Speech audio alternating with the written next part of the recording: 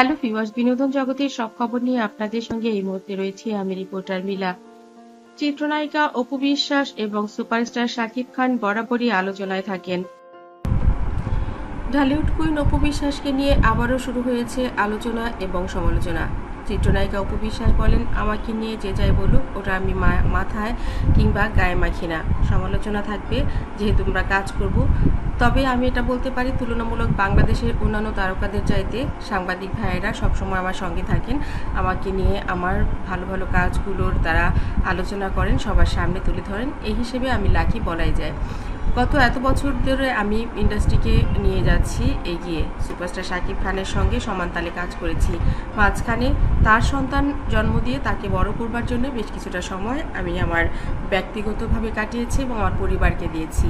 তারপর যেটা আমি আবার কাজে ফিরেছি। মাঝে মধ্যে চেষ্টা করেছি কাজে ফিরতে, কিন্তু আমার ফিটনেস এবং সব কিছু মিলিয়ে কাজে ওভাবে ফেরা হয়নি, কারণ সেটা উচিত না। তারপরেও আমি কিন্তু আমার মিডিয়া, আমার দর্শক ভক্তদের থেকে দূরে চলে যাইনি। বিশ্বাস জানালেন, আমার প্রত্যেকটা মানুষই, আমরা যারা শিল্পী তাদের দায়িত্ব এবং কর্তব্য রয়েছে যে এই সময়ে যে ফেস্টিভটা আসুক সেই হিসেবে কাজ করা। যেমন আমরা এখন সামনে পূজা উপলক্ষে যদি কেউ আমাদেরকে কোনো কাজের জন্য ডাকে, আমাদেরকে অবশ্যই যেতে হবে, কারণ আমরা শিল্পী। আমরা কাউকে বলতে পারবো না যে না, আমি এই ধর্মের, আমি এই কাজটা করব না।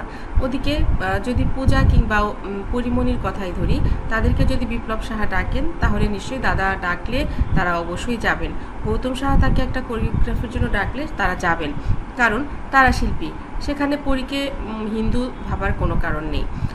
আর এদিকে যদি সেই সেম কাজটা আমি করি, আমাকেও সেই দিক থেকে কনসিডার করতেই হবে আপনাদের, কারণ ওটা তো কাজ। আমি কি সিঁদুর পরলাম, না ঘোমটা দিলাম, নাকি শাখা পরলাম, সেটা তো কাজের ক্ষেত্রে, কিন্তু ব্যক্তি জীবনটা আমার কেমন সেটা হচ্ছে আলাদা। তবে তারপরেও একটা কথা থাকে, প্রত্যেকটা মানুষ একটা নির্দিষ্ট সত্তা। সেই কাজ, তার জীবনবোধ, সে কীভাবে চালাবে সেটা কিন্তু তাকে ভাবতে দিতে হবে। আমরা যেটা করি, আমরা ভাবি যে সে শিল্পী, তাকে খালি হয়তো শিল্পীর সামনেই দেখবো, তার যে পারিবারিক জীবন, ব্যক্তি জীবন, সংসার, সেটা নিয়ে আমরা মুখ তুলবো, আঙুল তুলবো, কথা বলবো না। আমরা কি সমাজের প্রতিটি ঘরে ঘরে যে তাদেরকে কথা শুনিয়ে আসি না, কিন্তু আমাদের যেটা করতে হবে, তাদের প্রত্যেকেরই ঘর সংসার থাকবে, ব্যক্তি জীবন থাকবে, সমাজ থাকবে, পাশাপাশি কাজ থাকবে। এটা আমাদেরকে বুঝে নিতে হবে। আমাকে নিয়ে অনেক সময় অনেক কথা আমি লেখা দেখি, আমি হাসি।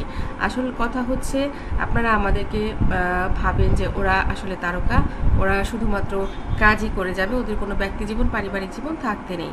কিন্তু আসলে প্রত্যেকটা মানুষই তো বেলা শেষে ঘরে ফেরে তার পরিবারের কাছেই, তার সন্তানের কাছে, তার প্রিয়জনের কাছে। আমিও যখন কাজ করি, কাজটাকে একদম ইবাদতের মতোই করি। আর যখন ঘরে ফিরে যাই, ঘরটা আমার কাছে আরেকটি ইবাদত। ঘরের জায়গাটি, ঘরের মানুষগুলো আমার কাছে তাই। তো আপনাদেরকে আমি আবারও ব্যর্থ করতে বলতে চাই, সেটা হচ্ছে, আমি কাজ করব, বিজনেস করব, পরিচালনা করব, প্রযোজনা করব, কিন্তু বেলা শেষে আমি আমার সংসারে ফিরে যাব, সংসার করব, বিয়ে করব, এটা তো আমার অধিকার।